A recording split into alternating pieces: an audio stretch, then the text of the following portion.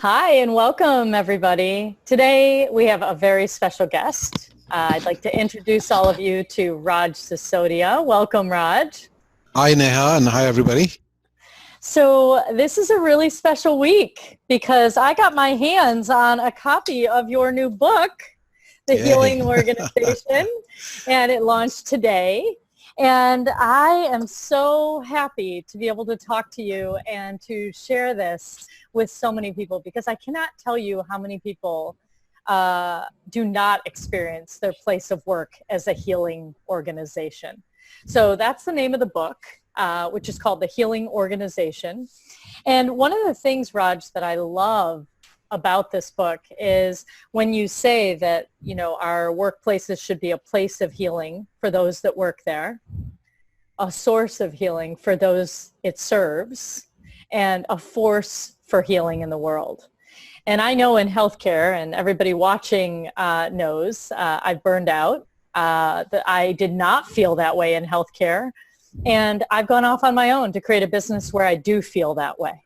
Mhm. So where did you come up with this idea, and how did you feel so inspired to take this out to the world and share it with businesses and leaders? Yeah, so I mean, just thinking about what you just said, the sad irony of our world is that even our places of healing, hospitals, right? I mean, doctors, nurses, veterinarians, those places have become places of suffering because of the way in which we work.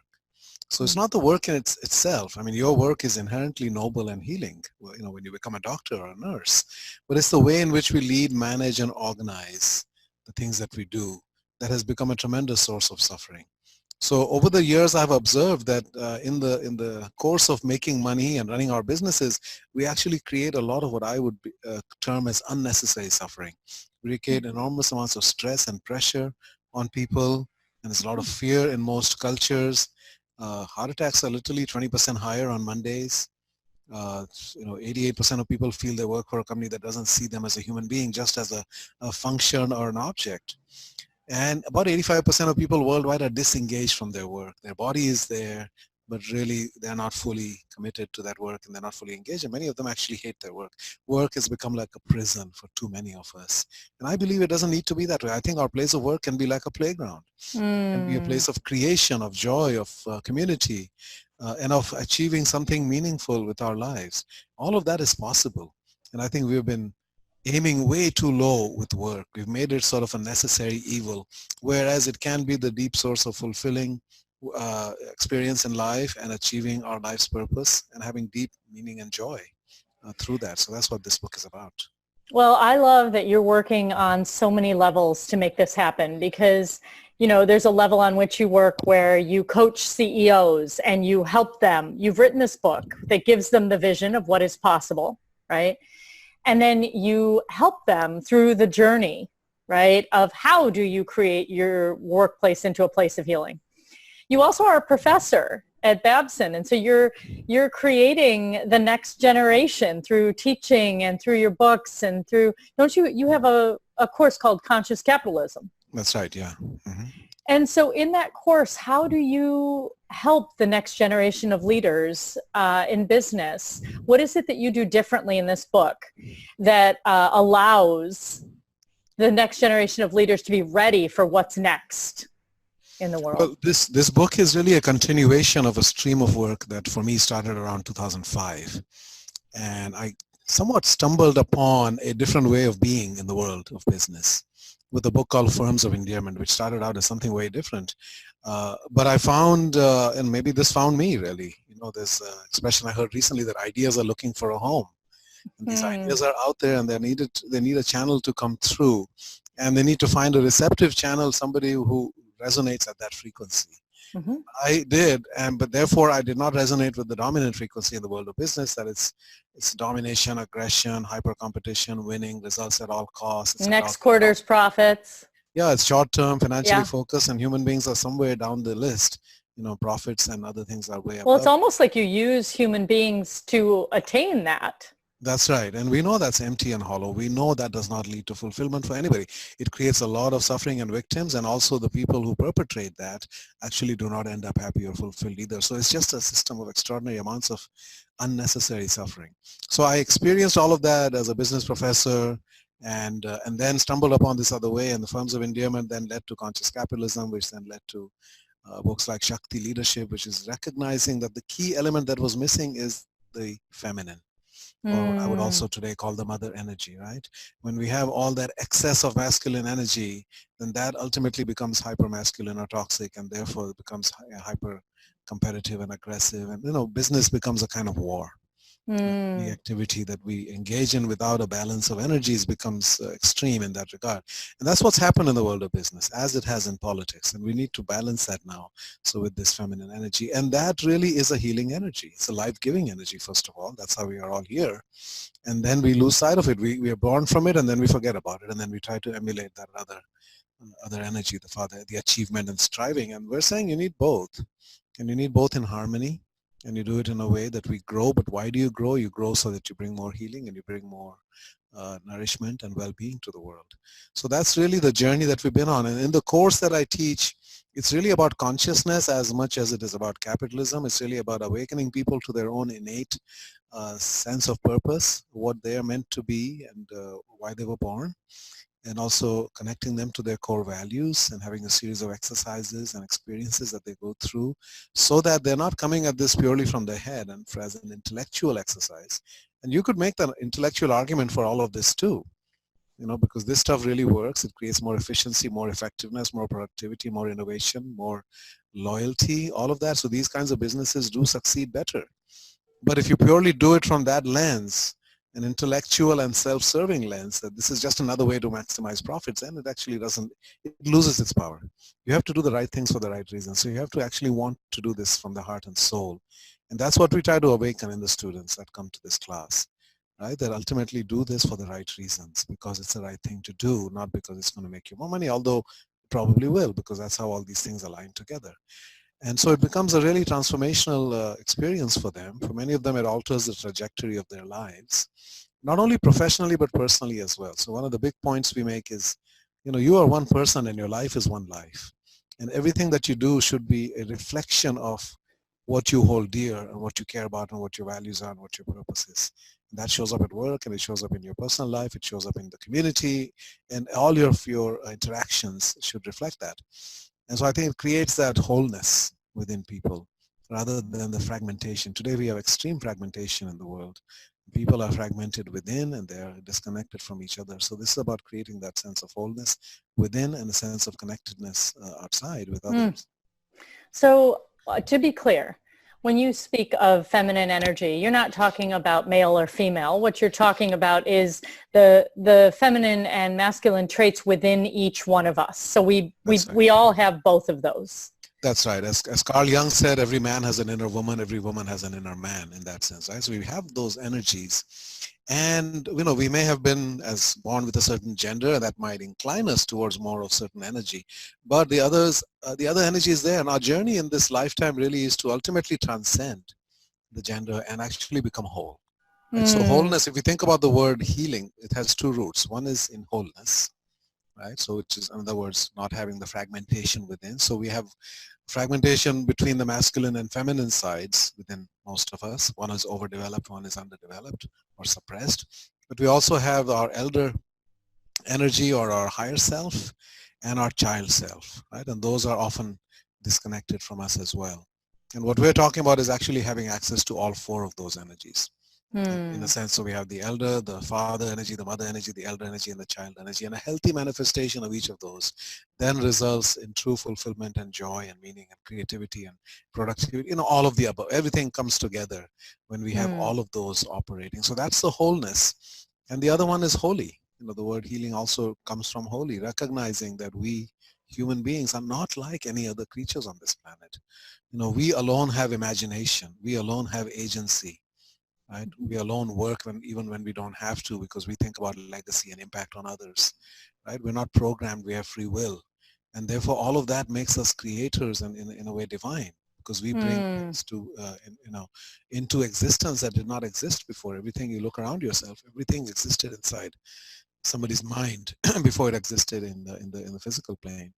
Right? So that's our sense of healing, that we want to get to that place of holiness and wholeness and treat each other that way, recognizing that divine quality that exists in each of us and helping each other become whole in the workplace, through the workplace. Wow. So as people are listening to this and thinking, I want each of you that's listening to think to yourself, on a scale of 1 to 10, if you could rate your place of work as a place of healing, it's a 10. And if it's a toxic work environment, it'd be a 0 or 1. Where would you rate your current place of work? And many of you know that I transform hospital cultures and corporate cultures into healing organizations. And so when I met Raj, what a lovely synergy it was to hear somebody changing the mindset of business and of thought leaders in this and advocating for what comes before the work that I get to do when someone hires me to do it. So, Raj, we're trying to put you out of business, I actually have a feeling that you'll put me far more into business than you will put me out of business. There's a lot of work to do. That is true, because the first step is to recognize, right? As James Baldwin said, not everything that is faced can be changed. But nothing can be changed until it is faced. Yeah. The first thing we do in the book is hold up a mirror to the world of work and business to say, here are the consequences of how we have operated. Right? We're not trying to blame anybody. We're saying, here's all the suffering that has resulted. Nobody sets out as a leader or a boss to create suffering. Very few people do, unless they're sociopaths, right? But because of the way they're programmed and taught and the way they think they're supposed to work, they create all this suffering. And then people are great at hiding it. Most people, I say, are stoic and they're heroic. I mean, if you could see a thought bubble above the head of everybody in your workplace and simply know what they're dealing with, what happened that morning, what they're afraid of this evening, what's going on in their life, personally as well as at work, and how much stress they're under. And, your heart would break every day. But the fact is that until we know, we can't do anything about it, right? And the other thing that's hidden in the workplace is love. We are born to care for each other, right? We have a need to care that's even greater than our drive for self-interest. Adam Smith, who's considered the father of capitalism, wrote the Wealth of Nations, which is about the human drive towards self-interest. If we can build societies around freedom where people can pursue that, we'll create prosperity, and that's true. But he also wrote a book about the human need to care, which is the theory of moral sentiments. In that sense, he was the mother and the father of capitalism. But we ignored that mother energy, right? And therefore, that caring side has no place in the world of work today. It is seen as a weakness, right? That you need to be ruthless and tough and aggressive and dog eat dog, etc., etc. So that energy has nowhere to go in the world of work. You leave it at home and you put on your mask and your armor and you go to battle and fight your competitors and capture some market share, and it's all rooted and steeped in that kind of energy. But the reality is people have that, and if we give them an outlet, if we give them a way to express their caring, that'll heal them, in addition to healing whoever it is that they're caring. So I believe that love and our capacity for love and our desire to care and our suffering are both in the closet, in separate closets, right? In the workplace. And if we can let them both out, right, that love will heal what other people have. Right? I'm suffering in one way, but I can do something for somebody else who's suffering in another way, and that can permeate the whole culture. Yeah. We find. So we have what we each other need in order to heal. But we simply have to create the conditions, and we have to do the role modeling, right, and create the systems within which that can happen. And you release extraordinary altruism within organizations, extraordinary sense of care and joy and fulfillment. People get to do things for each other without a self-serving motive. Right, and what you're really speaking about is transparency. And in order for transparency to be in the workplace, there has to be trust. There has to be a container of trust and safety. And so what I find when I go in and work with teams and work with leaders is that trust is missing. And when you trace it all the way back to, if somebody's purpose is to use people to make money, why would those people ever trust the entity? That's Because the right. entity doesn't care about them. That's And right.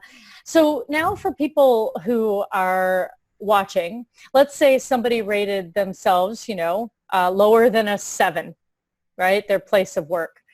One of the things that I really enjoy that you speak about is purpose, and that not only do the people need to have purpose in an organization, and that's the question I would ask the person watching, which is, what is your purpose? What is your purpose in the work that you do? And if you can't think of it quite now, think about it the day you were starting to study to do this work or training to do this work. What were you hoping the impact was that you could make, right? Even if you've forgotten it years later. But really, Raj, what you also say is not only should the people, us as individuals, have this idea of purpose, an individual purpose, but that a company should not just have purpose and mission on the wall, right?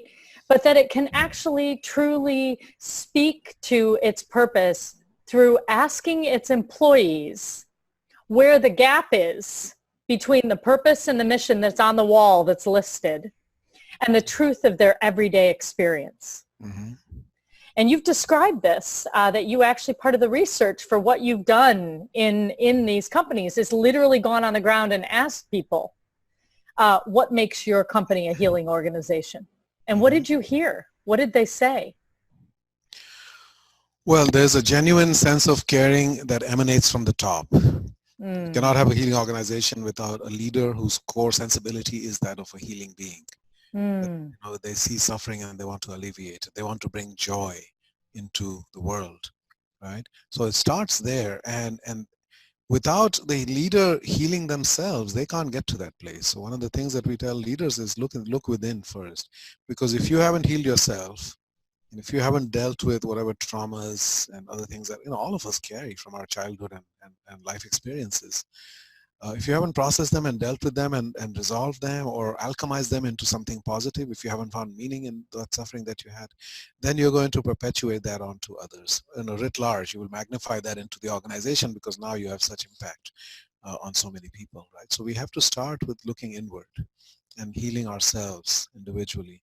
And that applies at every level because most of us in the organization have some people who report to us or are impacted by our decisions or our actions, right? So we all have to work on that inherently just for our own sense of peace and well-being, but also because of the impact we will have on others as well as our family and our children and so forth, right? Yeah. I think it really starts with what you would call personal accountability and taking ownership of that and then starting to heal that. In fact, I had to go through that myself because as I started working on this book, initially, it was more of an intellectual exercise. I mean, I saw that this was something that I was using as an acronym for purpose, healing with the qualities of a great purpose. But then I started to feel that there's a need for healing in the world because we have so much suffering, psychic and planetary suffering going on in the world. And stress and anxiety and depression and suicide, all those things are going up. But then I got the clear message from people I truly trust who guide me, who said you need to heal yourself. Look within and go through your own healing experiences, healing journeys, in order to be able to write about this at a deeper level, not a superficial level. And I took the responsibility of writing this book very seriously. And as we said, it's a sacred undertaking to write about healing, and therefore we have to put everything that we can into it, and that included taking months off from the writing to actually go through all of that, right? So I think all healing begins with us, and as I think I've heard you frame it as me, we world, heal yourself, right? And then serve each other, and then from that you change the world. I love that framing of it because it does start at the right place. We are the source. Human beings are not a resource, right? As companies refer to us as a resource, or sometimes they'll say we're your assets, or no, I'm sorry, we're not, right? We are the source. This is where everything comes from. Now, that's for good and bad. Right? We are the source of great creativity and caring and love. We're the source of incredible brutality and inhumanity and abusing and using each other. That's been true throughout human history. And so how do we connect people to the better angels of their nature, as Lincoln said? How do we awaken that side of them, create an environment in which that happens? Right? And I think a lot of it has to do with the systems that we create and the modeling that we do as leaders. Well, you are so incredibly passionate about this. I mean, it is so clear to me that it is your life's purpose to do this. And can you just tell me as we conclude, where did you get this passion and this source and, this clarity? Because I have to say, I mean, I'm Indian and I do not see this in a lot of Indian men. So I am wondering what has fueled your source? Well, I mean, it's really front and center for me right now. I lost my mother 3 weeks ago today. Mm-hmm. And she was an incredible source of not only love, but inspiration and role modeling for me. Because she brought pure unconditional love, service to others, taking care without having any agenda, beyond that. And that energy is something we take for granted, even if we're blessed to have it in our home. Mm-hmm. Right? And I was guilty of the same. I had a father who was out there in the world and achieving and recognized and all of that. And I spent probably 45 years just emulating or trying to emulate that and running after that, not really feeling fulfilled in the process, because that wasn't really me. Mm-hmm. The energy that he brought, which was a much more aggressive, dominating. Well, you wanted to make him proud, I'm sure. Yeah, and I think we all have that programmed within us, especially coming from a more patriarchal culture in India. Mm-hmm. Almost a feudal subculture that I mm-hmm. come from. So I was sort of hostage to that. And then somehow I stumbled into, as I said, forms of endearment, and that started to open up the other side. And I found myself emotionally moved and having tears in my eyes as I'm trying to write that book. And I said, wow, something different.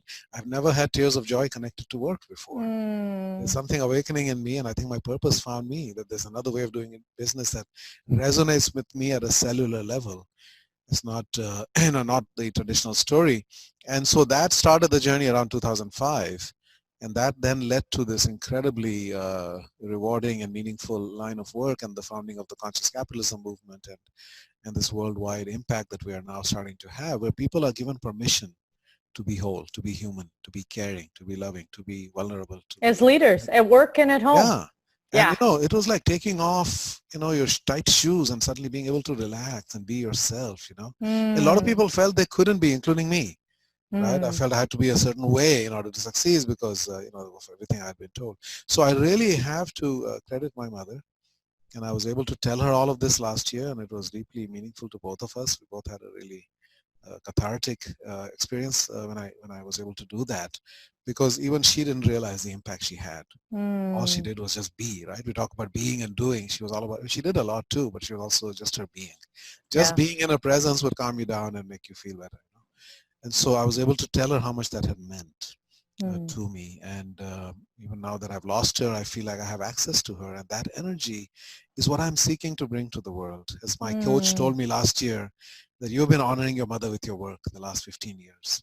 And I think all of us could honor that mother energy, that divine life-giving mother energy that exists, right? And all of us have experience of that. If we can bring more of that, that is what the world needs. And even if it's not your mother, it's certainly, it could be in your father. It could be in your father, and it could be a mentor, and it could be a teacher or a sibling, whoever it is. And I really think that is where we will leave this conversation, because first of all, thank you for sharing so openly and honestly, and I'm sorry about your mother. What I would say is that before we judge and say, oh, this isn't the right workplace for us, right? Because some people could come to that conclusion. It seems to me that the first question would be, how did me choosing this place of work serve me at the time that I chose it? And does it still serve me, right? And what is the impact I can make as a leader with whomever touches my local arena, whatever that is? And how is it that I can also, in a positive way, let other people know that this is possible with my optimism and my creativity? And I am going to do one more plug for your book because I'm excited about it. One way that you can do this actually is to share the healing organization, and you have many stories in here of organizations who are doing just that.